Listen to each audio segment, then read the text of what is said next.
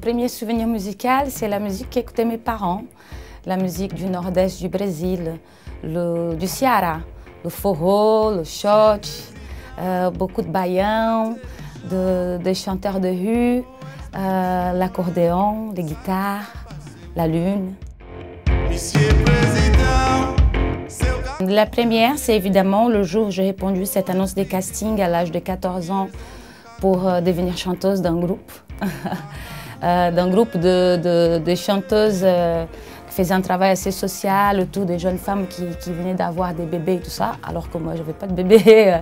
Je voulais juste faire la musique mais je ne savais pas comment, et donc du coup j'ai répondu à cette annonce. J'ai traversé la ville de Rio pour faire ce casting. C'est là que ça devient vraiment, que je commence vraiment à être chanteuse professionnelle. Le deuxième, sans doute, quand j'ai découvert toute la musique du monde, tout ce qu'il n'y avait pas seulement au Brésil, mais la musique qui venait d'ailleurs et qui composait la musique de mon pays.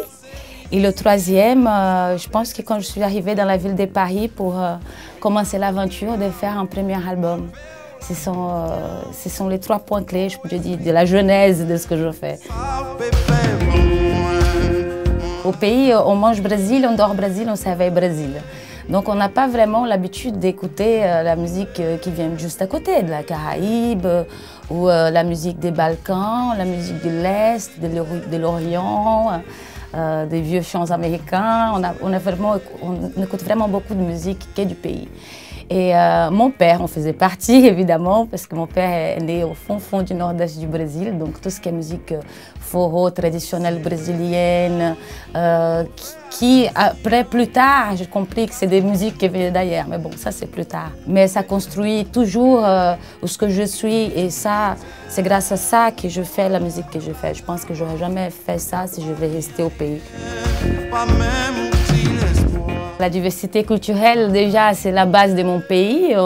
C'est même pas quelque chose qu'on se pose trop de questions parce qu'on vient de partout là-bas au Brésil et on parle entre nous, on fait la musique entre nous, on s'échange nos danses, on s'échange nos cultures. Vous savez, le Brésil, c'est vraiment un pays très grand et les choses changent d'une ville de l'autre très vite. Et donc, je suis née de la diversité à 100%, je l'assume, je l'adore. Et le monde, heureusement qu'on va de plus en plus vers la diversité. Je pense qu'on grandit tous avec beaucoup de peur de l'autre, à peu près.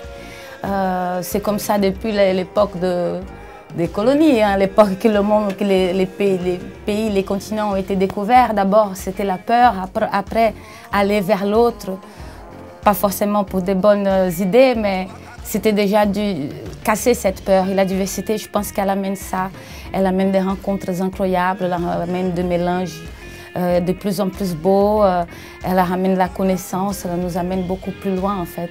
La diversité, à vrai dire, c'est la découverte de soi-même. Au sang!